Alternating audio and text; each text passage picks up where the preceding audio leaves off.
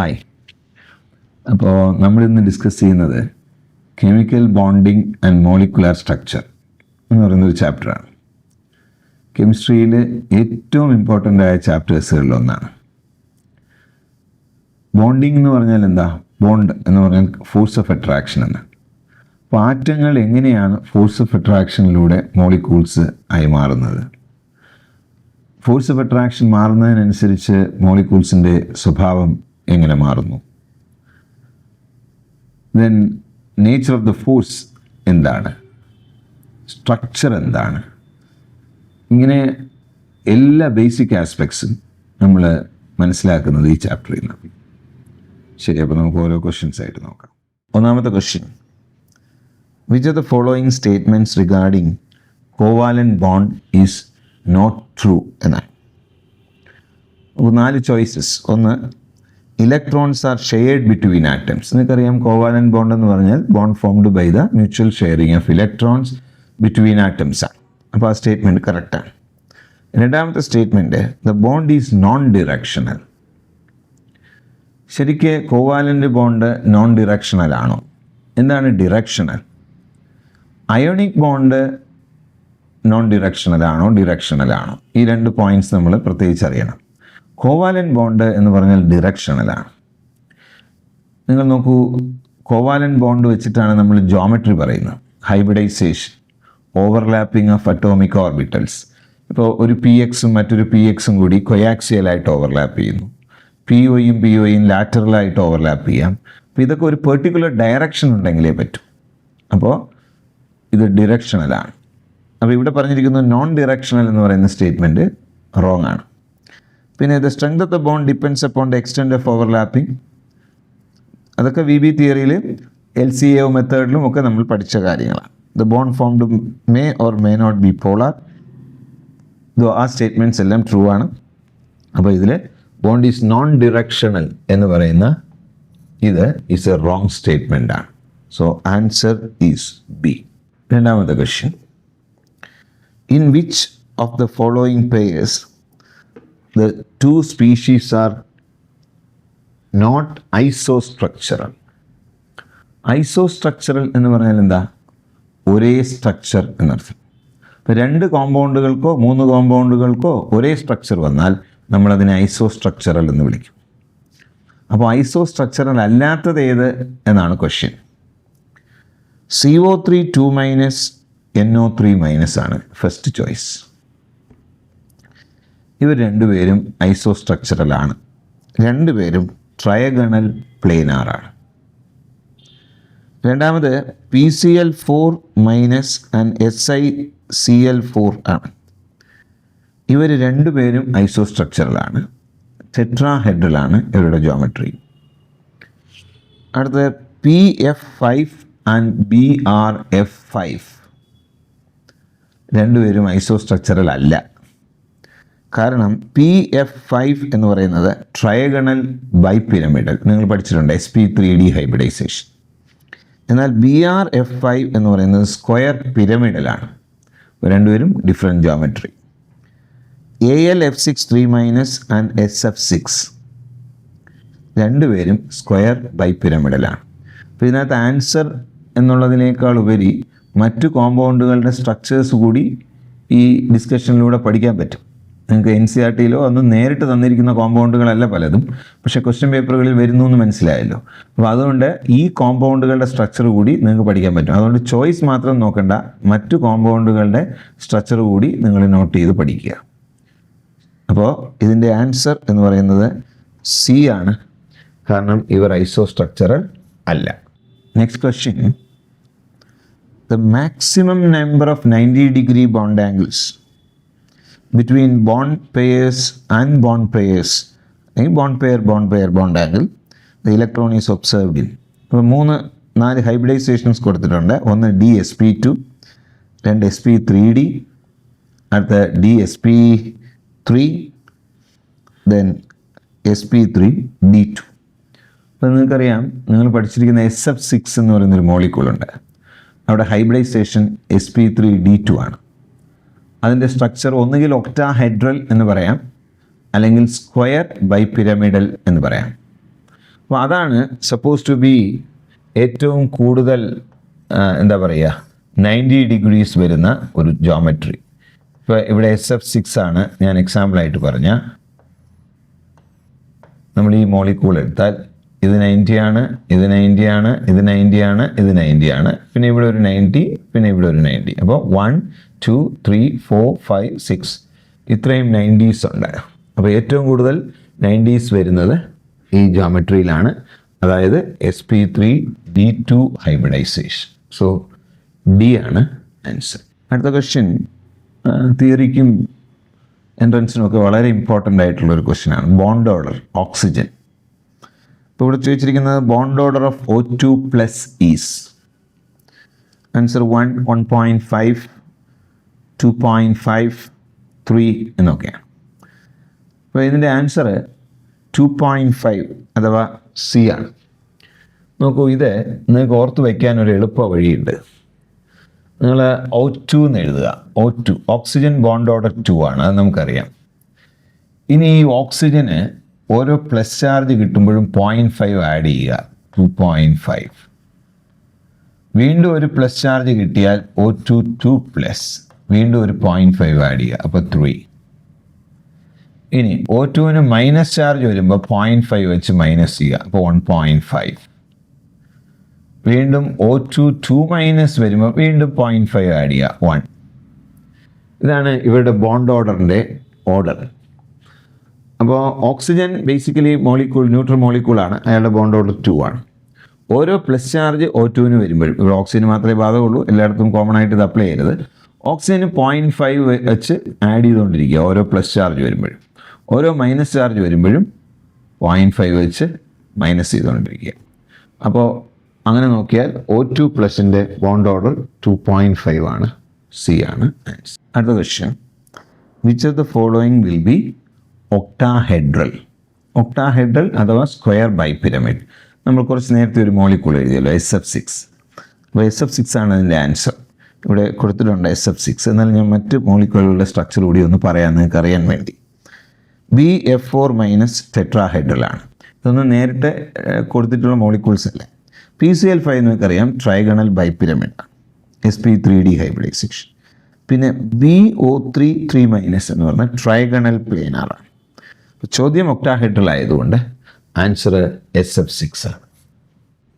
അടുത്ത question, mark the incorrect statement in the following. അതിൽ ആദ്യത്തെ സ്റ്റേറ്റ്മെൻറ്റ് നമ്മൾ ബോണ്ട് ഓർഡറുമായിട്ട് ബന്ധപ്പെട്ട് നമ്മളിപ്പോൾ ഡിസ്കസ് ചെയ്തതേ ഉള്ളൂ. The bond order in the species O2 O2+ and O2- are in the order. അപ്പോൾ ഏറ്റവും കൂടുതൽ O2+ ആണ്, അടുത്ത O2 ആണ്, O2- ആണ്. ഞാൻ പറഞ്ഞു 0.5 വെച്ച് കൂട്ടുകയോ കുറയ്ക്കുകയോ ചെയ്യാം. ഇനി അടുത്ത question, the bond energy of diatomic molecule always increases when an electron is lost. ആ സ്റ്റേറ്റ്മെൻറ്റ് കറക്റ്റ് ആണോ എന്നുള്ളതാണ്.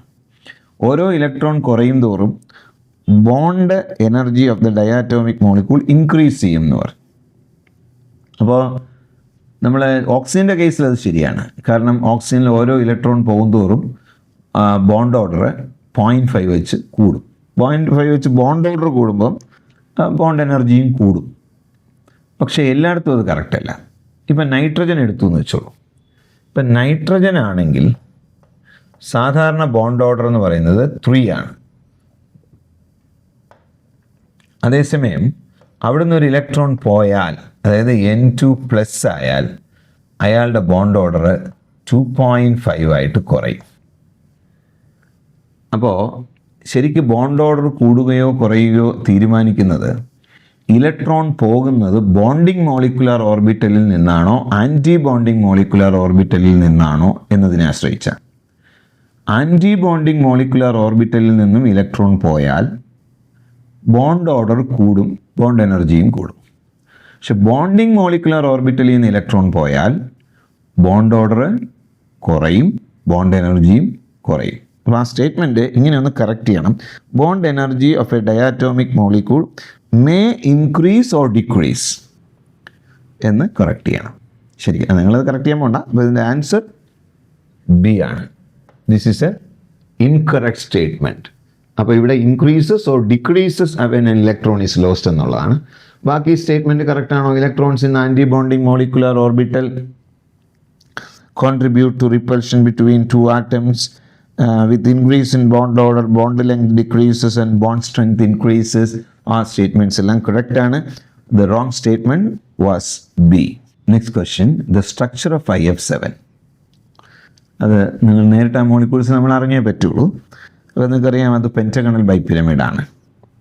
സ്ക്വയർ ബൈപിരമിഡ് എന്ന് പറയുന്നതാണ് ഒക്ടാഹെഡ്രൽ. അതല്ല, അത് sp3d2 ഹൈബ്രിഡൈസേഷനാണ്.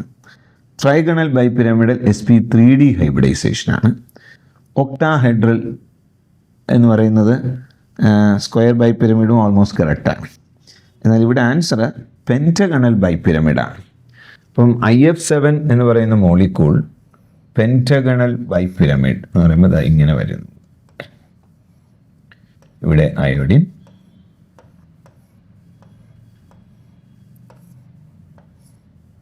ഇതാണ് ഇവിടെ ശരിക്കും രണ്ട് ബോണ്ട് ആംഗിൾസ് ആണ് ഉള്ളത്.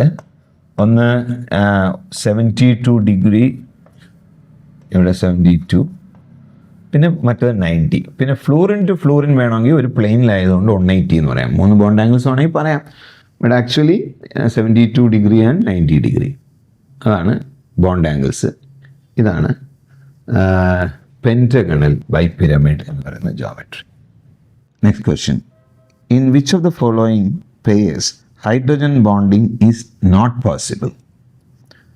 NH3H2O, NH3CH4, H2O CH3O CH3, CH3OH CH3O CH3.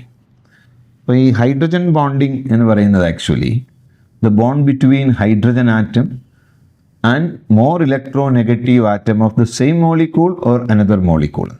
Actually it's a weak bond relatively, അതായത് മറ്റു കെമിക്കൽ ബോണ്ടുകളായിട്ട് അപേക്ഷിച്ച് നോക്കുമ്പോൾ. അപ്പോൾ 3 പേരിലാണ് ഹൈഡ്രജൻ ബോണ്ട് കൂടുതലായിട്ട് കാണുന്നത്. ഒന്ന് FH bond, hydrogen fluoride, then OH bond, oxygen hydrogen, then nitrogen hydrogen. കാരണം എന്താ, മോസ്റ്റ് ഇലക്ട്രോനെഗറ്റീവ് ഫ്ലൂറിനാണ്, പിന്നെ ഓക്സിജൻ, ദെൻ നൈട്രജൻ. ഇങ്ങനെയാണ് അതിൻ്റെ കണക്ക്. അപ്പോൾ അങ്ങനെ നോക്കുമ്പോൾ ഏറ്റവും കൂടുതൽ ഇലക്ട്രോനെഗറ്റിവിറ്റി വരുന്ന 3 ആറ്റങ്ങളാണ് ഹൈഡ്രജൻ ബോണ്ടിനെ ഉണ്ടാക്കുന്നത്. ബാക്കി ആർക്കും ഹൈഡ്രജൻ ബോണ്ടിനെ ഉണ്ടാക്കാനുള്ള കഴിവില്ല. ഇപ്പം ഒരു ക്വസ്റ്റ്യൻ സാധാരണ വരാനുണ്ട്, H2O is A liquid but H2S is A gas. H2S എന്ന് പറഞ്ഞാൽ റോട്ടൺ സ്മെല്ലുള്ളൊരു ഗ്യാസാണ്. അപ്പോൾ H2Oയിൽ ഹൈഡ്രജൻ ബോണ്ടുണ്ട്, എന്നാൽ H2Sൽ ഹൈഡ്രജൻ ബോണ്ടില്ല. ഒരേ ഗ്രൂപ്പിലുള്ളതാണ് ഓക്സിജനും സൾഫറും. അപ്പോൾ എന്താ അതിന് കാരണം? ഓക്സിജൻ്റെ അത്രയും ഇലക്ട്രോനെഗറ്റിവിറ്റി സൾഫറിനില്ല. അതുകൊണ്ട് ഹൈഡ്രജൻ ബോണ്ട് ഉണ്ടാക്കാൻ പറ്റുന്ന അത്രയും പൊളാരിറ്റി സൾഫറിന് ഉണ്ടാക്കാൻ പറ്റില്ല. അപ്പം OH ബോണ്ട്, FH ബോണ്ട് അല്ലെങ്കിൽ HF bond, then NH bond, ഇവർക്ക് ഇത്രയും പേർക്ക് ഹൈഡ്രജൻ ബോണ്ട് ഉണ്ടാക്കാൻ പറ്റും. അപ്പോൾ ഓക്സിജനാണ് ഒരു മെയിൻ ഫാക്ടർ അവിടെ. പിന്നെ അഡീഷണൽ ആയിട്ട് വരുന്ന ഈത്തേഴ്സ് ഉണ്ടാക്കാറുണ്ട്. അവരുടെ ജോമെട്രി കാരണം അവർക്കൊരു പൊളാരിറ്റി വരും. അപ്പോൾ ഇവിടെ നോക്കിയാൽ NH3 ആൻഡ് H2O ആദ്യത്തെ ചോയ്സ്, രണ്ടുപേരും ഹൈഡ്രജൻ ബോണ്ട് ഉണ്ടാക്കും. പക്ഷെ രണ്ടാമത്തെ പെയറിൽ NH3 ഉണ്ടാക്കും, പക്ഷെ CH4 ഉണ്ടാക്കൂല. CH4 എന്ന് പറഞ്ഞാൽ ഒരു പ്യുവർലി കോവാലൻ ബോണ്ടാണ്. അവിടെ പൊളാരിറ്റി പോലും വളരെ ലെസ്സാണ്, ഇല്ലയെന്ന് വേണമെങ്കിൽ പറയാം. അതുകൊണ്ട് ഇതിൻ്റെ ആൻസർ B ആണ്. ഇവിടെ വാട്ടർ ഉണ്ട്, പൊളാരിറ്റി ഉണ്ട്. ഇത് ഈതറാണ്, ഇവരിലും സ്ലൈറ്റ്ലി പൊളാരിറ്റി ഉണ്ട്. ആൽക്കഹോൾ ഹൈഡ്രജൻ ബോണ്ട് പോസിബിൾ ആണ്, ഈതറിലും അതെ. അപ്പോൾ അതുകൊണ്ട് ഇതിൻ്റെ ആൻസർ B ആണ്. അടുത്ത question, which of the following has the highest dipole moment? Dipole moment is a measure of പൊളാരിറ്റിയാണ്. ഒരു കോമ്പൗണ്ട് ഹൗ മച്ച് പോളാർ എന്ന് പറയുന്നത് ബേസ്ഡ് ഓൺ ഡൈപോൾ മൊമെൻ്റ് ആണ്. നിങ്ങൾക്കറിയാം ഡൈപോൾ മൊമെൻ്റ് എന്ന് പറഞ്ഞാൽ mu is equal to E/D ആണ്. പക്ഷേ ഇപ്പോൾ ഇവിടെ കൊടുത്തിരിക്കുന്ന മോളിക്യൂൾസ് നോക്കൂ, ആഴ്സൈൻ, സ്റ്റിബൈൻ, ഫോസ്ഫീൻ, അമോണിയ. ഒരേ ഗ്രൂപ്പിലുള്ളതാണ്. Nitrogen, phosphorus, arsenic, antimony. അപ്പോൾ ഇവരുടെ ഹൈഡ്രൈഡ്സിനെയാണ് കൊടുത്തിരിക്കുന്നത്. അപ്പോൾ ഇതിൽ ഡൈപോൾ മൊമെൻറ്റിൻ്റെ വേറൊരു ഇലക്ട്രോ നെഗറ്റിവിറ്റി ഡിഫറൻസ് പൊളാരിറ്റിയുടെ ഒരു ഫാക്ടറാണ്. അതിവിടെ നമ്മൾ എടുത്താൽ മതി. അത് വെച്ച് നോക്കിയാൽ ഇലക്ട്രോ നെഗറ്റിവിറ്റി ഡിഫറൻസ് ഏറ്റവും കൂടുതൽ വരുന്നത് NH3യിലാണ്. കാരണം nitrogen almost third most electro negative element ആണ്.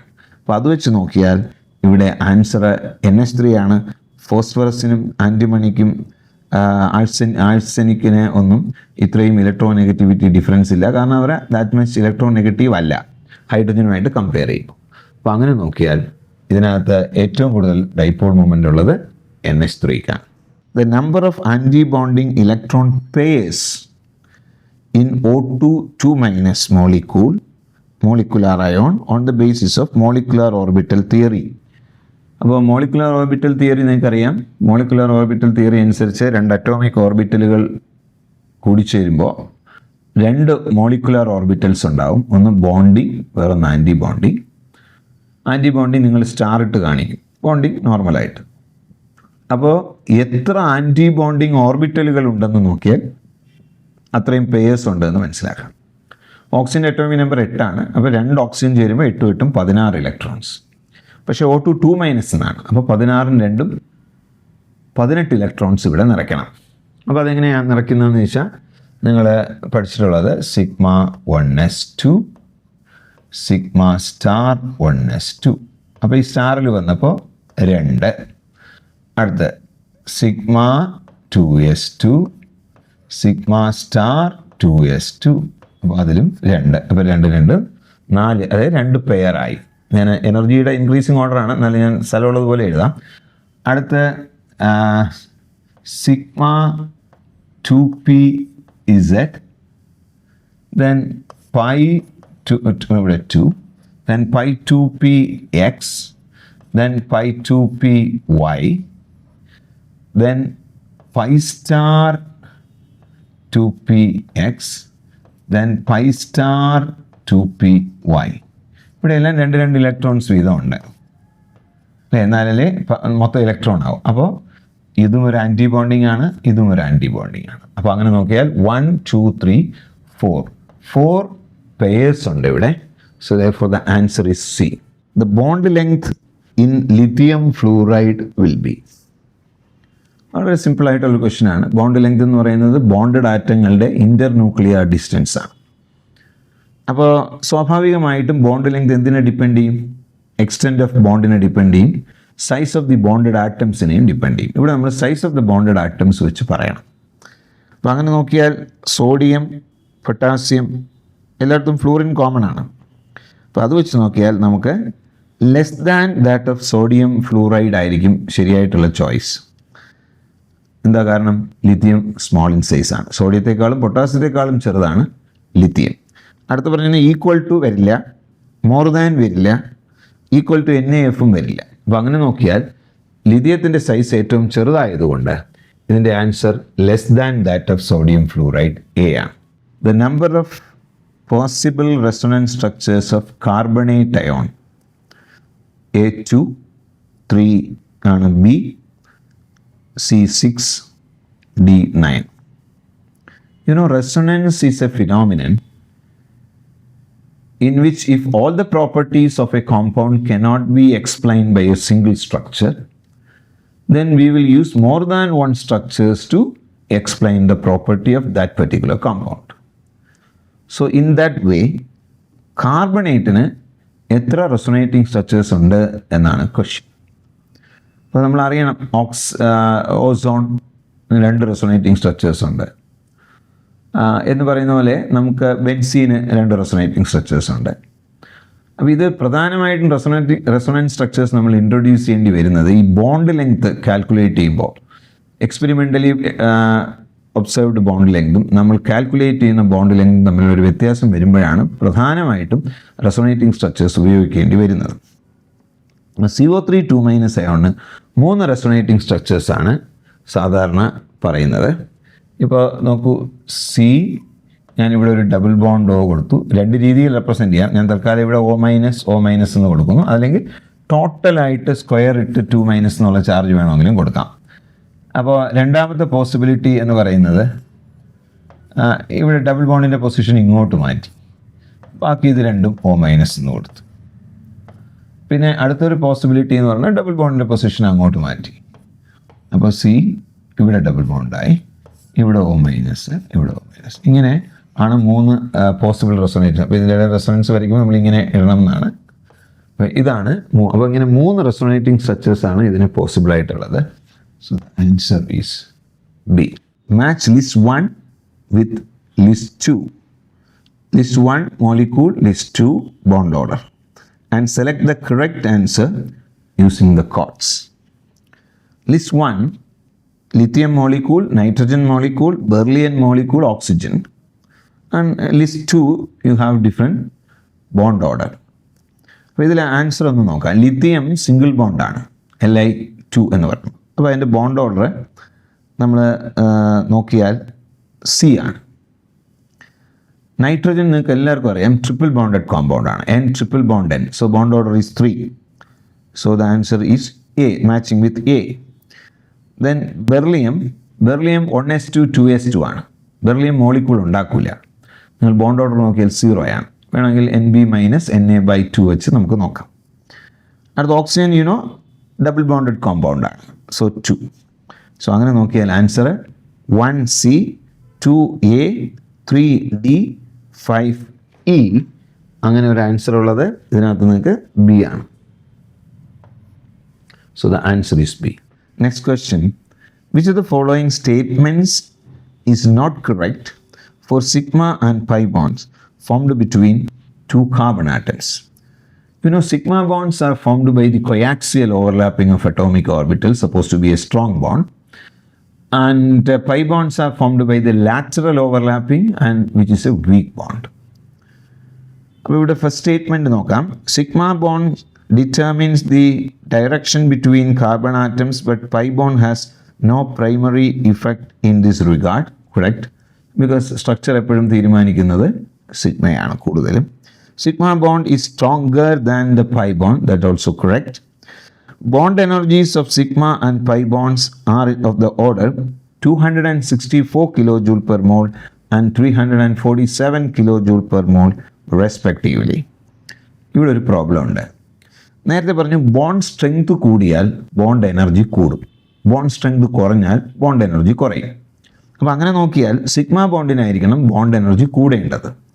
പക്ഷേ ഇവിടെ തന്നിരിക്കുന്നതിൽ സിഗ്മ ബോണ്ടിൻ്റെ ബോണ്ട് എനർജി എന്ന് പറയുന്നത് 264ഉം പൈ ബോണ്ടിൻ്റെ ബോണ്ട് എനർജി 347. ഇപ്പോൾ ന്യൂമറിക്കലി 347 ആണ് വലുത്. അപ്പോൾ പൈ ബോണ്ടിനാണ് മോർ ബോണ്ട് എനർജി എന്നുള്ളൊരർത്ഥം വരും. അപ്പോൾ ദാറ്റ് സ്റ്റേറ്റ്മെൻറ്റ് ഈസ് റോങ്.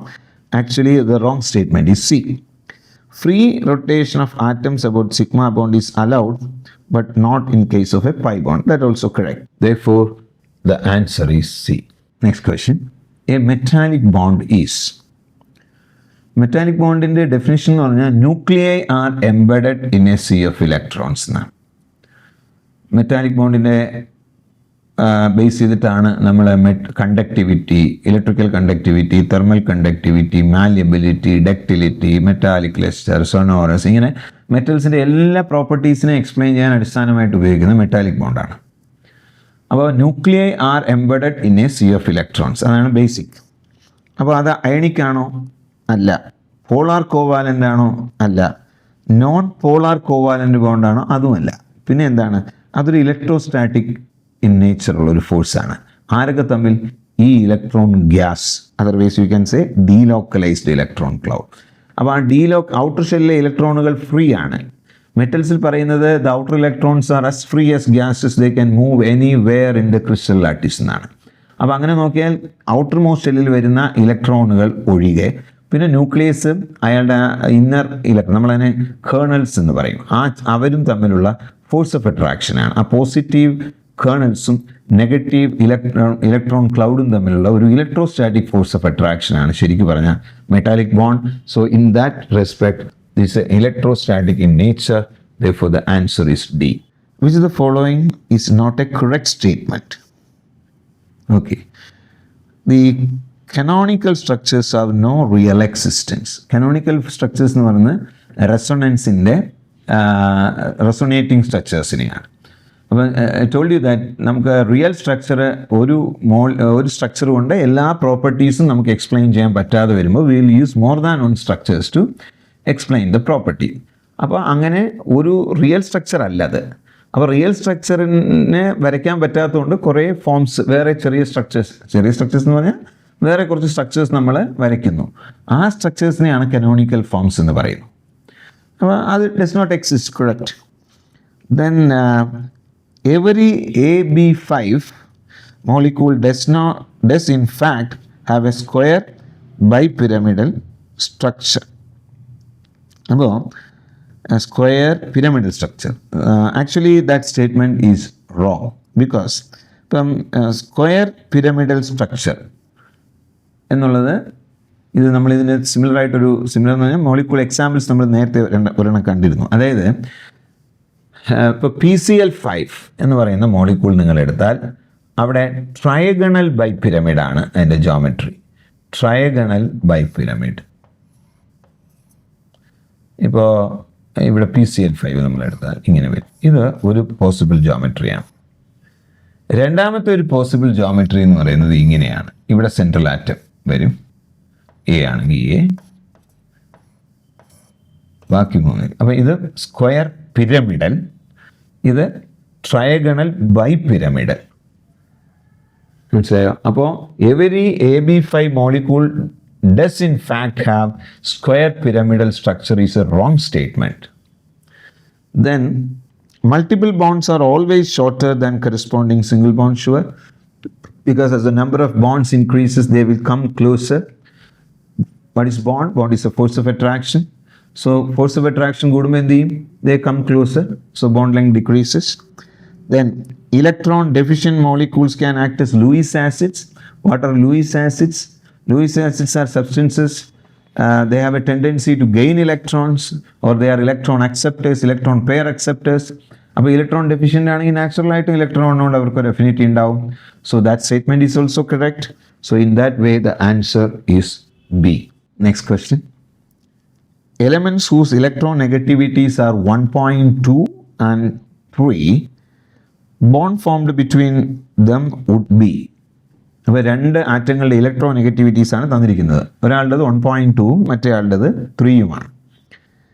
അങ്ങനെയാണെങ്കിൽ അവർ തമ്മിൽ ഉണ്ടാക്കുന്ന ബോണ്ട് എങ്ങനെയിരിക്കും? Is it ionic, covalent, coordinate, metallic? അപ്പോൾ ഇതിനൊരു ഒരു ഒരു ഒരു കോൺസെപ്റ്റ് ഉണ്ട്. അതായത് electronegativity difference between two atoms that is forming a bond is greater than 1.7, then that bond will be ionic. So in that way, if you take the difference is 3.0 by 1 minus 1.2, so the answer is 8, 1.8. So 1.8 is greater than 1.7. So the molecule is ionic. Here the answer is A. The next question related to geometry or shape of the molecules. The molecular shapes of SF4, CF4 and XCF4 are. Adile the different with 1, 0 and 2 lone pairs of electrons on the central atom respectively. Different with 0, 1, 2 lone pair of electrons on the central atom respectively. 1, 1, 1, then 2, 0, 1. അപ്പോൾ ഇതിൽ answer ഏതാണെന്ന് ചോദിച്ചാൽ നമുക്ക് ഓരോ മോളിക്യൂൾസിനെയും നമുക്ക് അടുത്തറിയണം. SF4 എന്ന് പറയുന്ന sp3d ഹൈബ്രിഡൈസേഷനാണ്. അപ്പോൾ അവിടെ ഒരു ലോൺ പെയർ ഓഫ് ഇലക്ട്രോൺ ഉണ്ട്. CF4 is like CH4.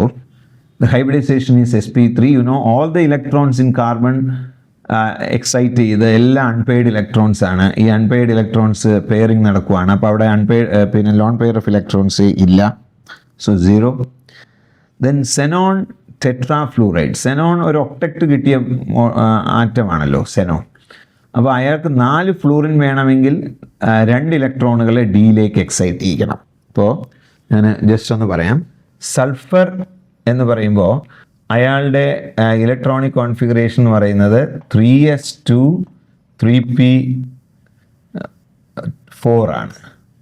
അപ്പോൾ ഇതിനകത്ത് ഇവിടെ ഒരു ഡി കൂടിയുണ്ട്. 3d0 എന്ന് എടുക്കാം. നിങ്ങൾക്ക് മനസ്സിലാൻ വേണ്ടി ഒന്ന് പറയുന്നതേ ഉള്ളൂ. അപ്പോൾ പിയിൽ 4 ഇലക്ട്രോൺസ് ഉണ്ടല്ലോ. അപ്പോൾ യു നോ ദിസ് 4 ഇലക്ട്രോൺ, ഇവിടെ 2 electron. D is vacant. Okay, 1, 2, 3, 4. The first excitation will be from here to here. So what you will get is here 2 electrons. These 3 are unpaired electrons, and in D also you have a 1 unpaired electron. So this is remaining as pair.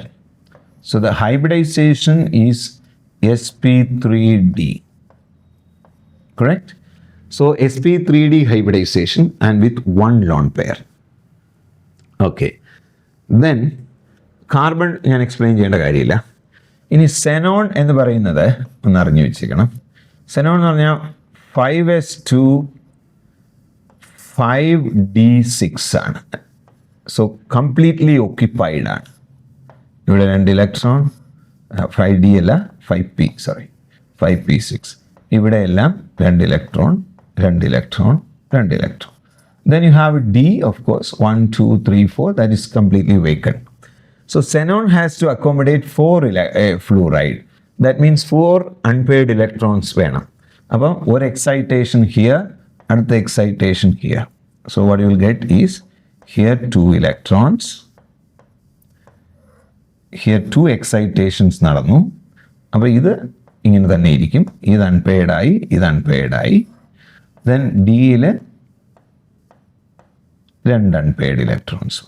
അപ്പോൾ 1, 2, 3, 4 valency ആയി. 2 എണ്ണം lone pairs അസച്ചായിട്ട് തന്നെ ഇരിക്കും, non bonded ആയിട്ട്. അപ്പോൾ hybridisation sp3d2 ആണ്. അപ്പോൾ എത്ര? 2. അപ്പോൾ ആൻസർ നോക്കിയാൽ 1 എവിടെ?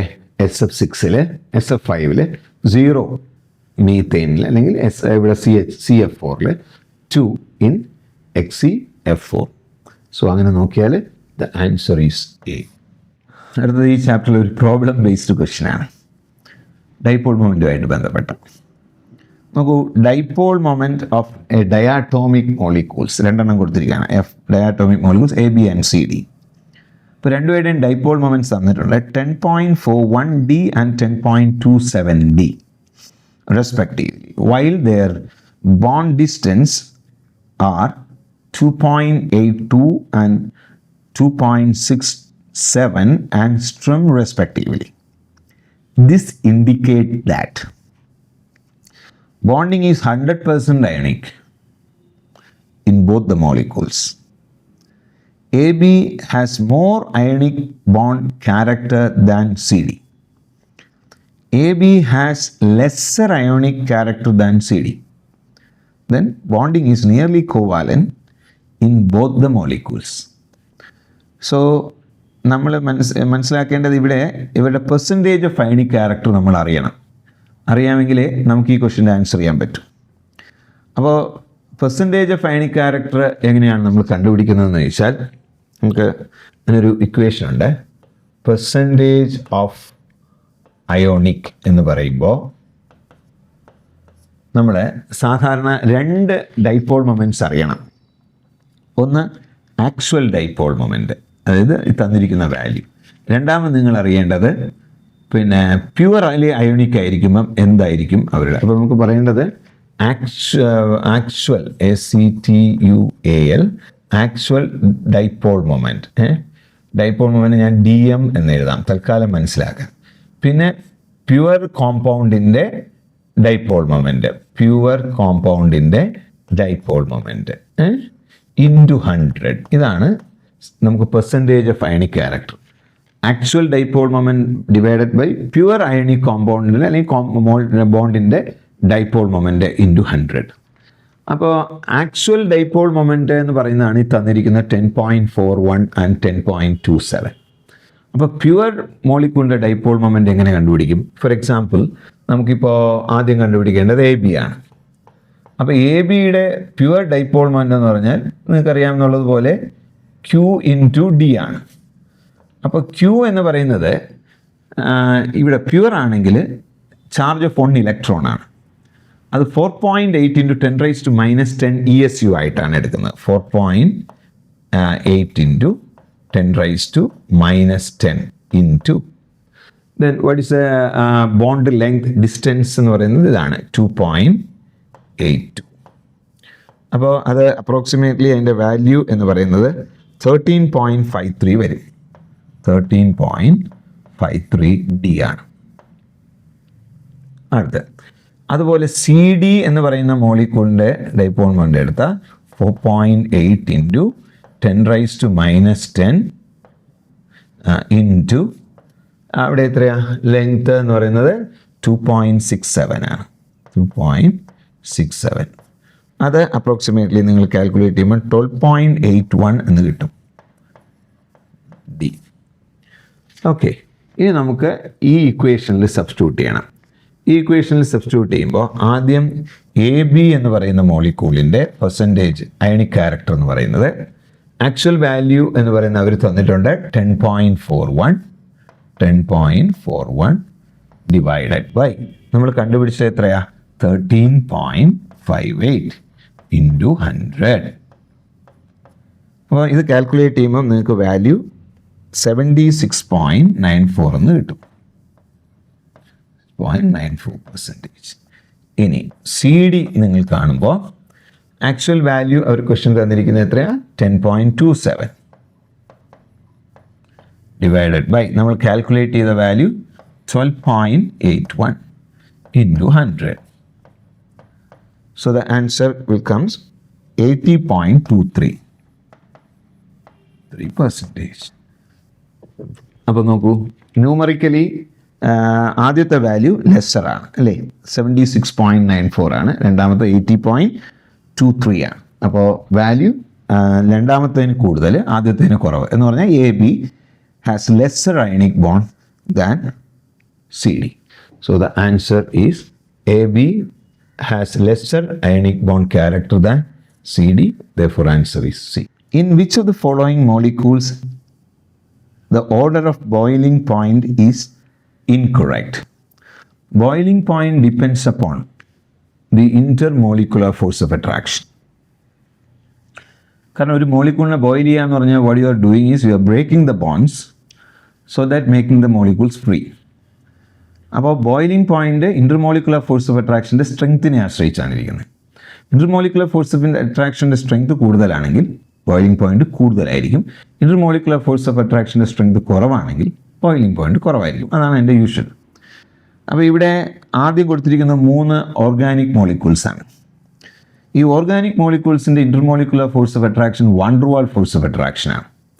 Van der Waals force of attraction is directly proportional to molecular mass. അപ്പോൾ മോളിക്കുലർ മാസ് കൂടുന്നതനുസരിച്ച് van der Waals force of attraction കൂടും. അതുകൊണ്ട് എന്തും കൂടും, ബോയിലിംഗ് പോയിന്റും കൂടും. ആ ആസ്പെക്റ്റിൽ അത് കറക്റ്റാണ്. ആദ്യത്തിൽ 3 കാർബൺ, അടുത്തതിൽ 2 കാർബൺ, അടുത്തതിൽ 1 കാർബൺ. ഏകദേശം അതേ തിയറി തന്നെയാണ് സീറോ ഗ്രൂപ്പ് എലമെൻസിലും. Xenon, argon, helium, they don't have any other force of attraction except van der Waals forces. അപ്പോൾ അതും സൈസിന് പ്രൊപ്പോർഷണൽ ആണെങ്കിൽ സെനോൺ ആയിരിക്കുമല്ലോ ഏറ്റവും കൂടുതൽ. ഹീലിയം, നിയോൺ, ആർഗോൺ, സെനോൺ, റെഡോൺ അങ്ങനെയാണ്. അപ്പോൾ അവിടെയും ആ ഓർഡർ കറക്റ്റാണ്.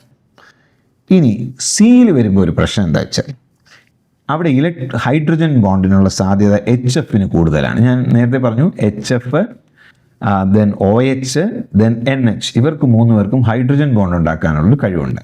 അപ്പോൾ in addition to the van der Waals force of attraction they have hydrogen bond also. അങ്ങനെയാണെങ്കിൽ ആ ഓർഡർ ഒരു ചെറിയ വ്യത്യാസം വരും. HF, HCl, HBr അതാണ് അതിൻ്റെ correct order. So that answer is wrong. Then D, H2O, H2SC, H2S, that is the correct answer. അപ്പോൾ ഇവിടെ കാരണം അവിടെ നിങ്ങൾക്കൊരു സംശയം വരും, H2Oയിൽ ഹൈഡ്രജൻ ബോണ്ട് ഉണ്ട്, പക്ഷേ H2S അല്ലേ സെക്കൻഡ് വരേണ്ടതെന്ന് വെച്ചാൽ അല്ല, H2SCയിൽ സൈസ് കൂടുതലാണ്, അതുകൊണ്ട് അവിടെ van der Waals force of attraction കൂടുതലാണ്. അപ്പോൾ ഏറ്റവും ലീസ്റ്റ് H2Sനാണ്. അപ്പോൾ ഇവിടെ ഓർഡർ തെറ്റിയിരിക്കുന്നത് സിയിലാണ്. ആക്ച്വലി എങ്ങനെയാണ് അത് മാറേണ്ടത്, ഇയാൾ ഇങ്ങോട്ടും മാറിയാൽ ആ ഓർഡർ കറക്റ്റ് ആവും. Okay, next question. If x-axis is the molecular axis of a diatomic molecule, why then molecular orbitals are formed by the overlap of?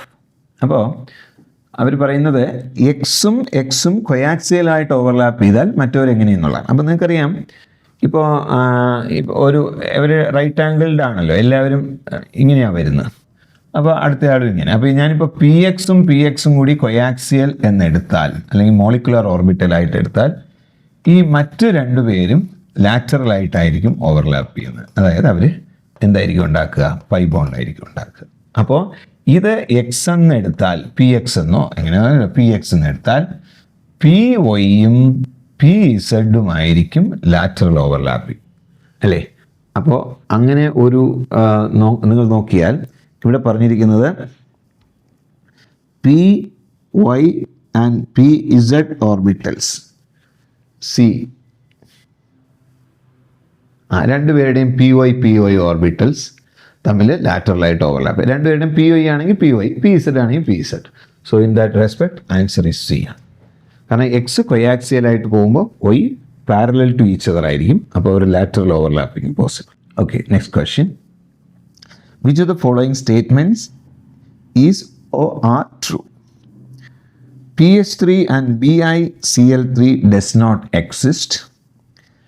P-pi D-pi bond is present in SO2. I3 plus has bend geometry. SCF4 and CH4 have same shape. ഇതിൽ 1, 2, 3 അതായത് PH5 and BiCl5 does not exist. True. P-pi D-pi bond is present in SO2. True. I3 plus has bend geometry. True. And the last statement, SCF4 seesaw shape ആണ്. CH4 നിങ്ങൾക്കറിയാം tetrahedral ആണ്. അപ്പോൾ അവർക്ക് രണ്ടുപേർക്കും same shape എന്ന് പറയുന്ന statement wrong ആണ്. ബാക്കി 1, 2, 3 മൂന്ന് സ്റ്റേറ്റ്മെൻറ്റ്സും കറക്റ്റ് ആണ്. Which the following statements are true എന്നാണ് ചോദ്യം. So answer is A. അടുത്ത ക്വസ്റ്റ്യൻ. ലീസ്റ്റ് അയണൈസ്ഡ് സോൾട്ട് എന്ന് പറഞ്ഞാൽ എന്താ അർത്ഥം? അയണൈസ് ചെയ്യാൻ ഏറ്റവും സാധ്യത കുറവുള്ള സോൾട്ട് ഏതാണ്? അപ്പോൾ എന്ന് പറഞ്ഞാൽ ഏതിലാണ് ലെസ് അയണിക് ബോണ്ട് എന്നുള്ള ലെസ് അയണിക് ആണ് എന്നുള്ള അർത്ഥവും വരാം. ഇപ്പോൾ KCl, AgCl, MgCl2 and calcium chloride. ഇവിടെ നമുക്ക് ഫെജാൻസ് റൂൾ എടുക്കണം. അപ്പോൾ ഫെജാൻസ് റൂൾ കാറ്റയോൺസിൻ്റെ ആനയോൺസിൻ്റെ സൈസിനെ കുറിച്ചാണ് പറഞ്ഞിരിക്കുന്നത്. അതെന്ന് വെച്ച് നോക്കിയാൽ ഇവിടെ ആനയോൺസ് എല്ലാം ക്ലോറൈഡാണ്. ഇതിന് ആർക്കാ വ്യത്യാസം വരുന്നത്? കാറ്റയോൺസ്. അപ്പം കാറ്റയോൺസിൻ്റെ സൈസ് ചെറുതാണെങ്കിൽ ലെസ് പോളറൈസ്ഡ് എന്നാണ്. അപ്പോൾ അങ്ങനെ നോക്കിയാൽ ഇവിടെ ഏറ്റവും ചെറിയ സൈസ് വരുന്നത് മെഗ്നീഷ്യം ക്ലോറൈഡിനാണ്. അപ്പോൾ least ionised salt magnesium chloride വരാനാണ് സാധ്യത. സോ അങ്ങനെ നോക്കിയാൽ ഇതിനെ ആൻസർ സി ആണ്. കാരണം magnesium Mg2+ is very small cation relatively. അതുകൊണ്ട് അയാളായിരിക്കും least ionised salt. So next question. Considering greater polarization of lithium chloride in sodium chloride, the following is wrong. Wrong statement ആണ് ചോദിക്കുന്നത്. Fused sodium chloride would less conducting than fused sodium chloride. It's correct because lithium chloride is more covalent. Lithium chloride has lower melting point than sodium chloride. It's true because in sodium chloride there is an ionic force. Lithium chloride dissolves more in organic solvent whereas sodium chloride does not. Again, is true because lithium chloride, I told you, covalent, so it will be soluble in more in organic solvents. Lithium chloride would ionize in water more than sodium chloride. That's a wrong statement. കാരണം lithium chloride covalent ആണെന്ന് പറഞ്ഞു. അപ്പോൾ അയാൾ എങ്ങനെയാണ് വാട്ടറിൽ ionise ചെയ്യുന്നത്? Not possible. അപ്പം sodium chloride ആണ് ഏറ്റവും നന്നായിട്ട് വാട്ടറിൽ അയണൈസ് ചെയ്യുന്നത് നിങ്ങൾക്കറിയാം. That's why sodium chloride is more soluble in water. So the answer is a wrong statement is D. Okay, now we are coming to the last question of this chapter. Given two statements and the remaining choices are based on these statements, correct? Statement 1, H2 plus ion exists where He2, otherwise helium molecule, does not. This is a statement. Then given the reason for the statement, there are the same number of electrons between two atoms of H2 plus and He minus. See, സ്റ്റേറ്റ്മെൻറ്റിൽ ഒന്നാമത്തെ statement കറക്റ്റാണ്. കാരണം H2 പ്ലസിൻ്റെ bond order 0.5 ആണ്. He2 does not exist because bond order is 0. But രണ്ടാമത്തെ statement absolutely wrong ആണ്. അപ്പോൾ statement 1 is true and statement 2 is false. So the answer is C. അപ്പോൾ ഈ chemical bonding എന്ന് പറയുന്ന ചാപ്റ്റർ ഞാൻ തുടക്കത്തിൽ പറഞ്ഞ പോലെ വെരി ഇമ്പോർട്ടൻറ്റ് ചാപ്റ്ററാണ്. So we have some specific molecules to study, but അതിനായിട്ട് റിലേറ്റഡ് മോർ എക്സാമ്പിൾസ് കൂടി നമ്മൾ അറിഞ്ഞാലേ കൂടുതൽ ക്വസ്റ്റ്യൻസ് നമുക്ക് ആൻസർ ചെയ്യാൻ പറ്റും. അപ്പോൾ കുറേ അഡീഷണൽ എക്സാമ്പിൾസും അവരുടെ ജോമെട്രിയൊക്കെ നമ്മൾ ഇതിനകത്ത് കൊടുത്തിട്ടുണ്ട്. പിന്നെ വളരെ ലോജിക്കലായിട്ടുള്ള ഒരു ചാപ്റ്ററാണ്. അപ്പം നമ്മൾ ബേസ് നന്നായിട്ട് മനസ്സിലാക്കി ഒരു ലോജിക്കൽ തിങ്കിങ്ങിലൂടെ പോയാൽ നമുക്കിതിനകത്ത് ക്വസ്റ്റ്യൻസിൻ്റെ ആൻസേഴ്സ് കറക്റ്റായിട്ട് കണ്ടുപിടിക്കാൻ പറ്റും. അതല്ലാതെ ബൈഹാർട്ട് ചെയ്ത് ഈ ചാപ്റ്റർ പഠിക്കാൻ ഒരു ലിമിറ്റേഷൻ ഉണ്ട്. But of course some values and some structures you should. But naturally ഇത് നമ്മൾ അല്ലാതെ പഠിച്ചു പോകുന്നതാണ് ഏറ്റവും നല്ലത്. Okay, thank you. All the best.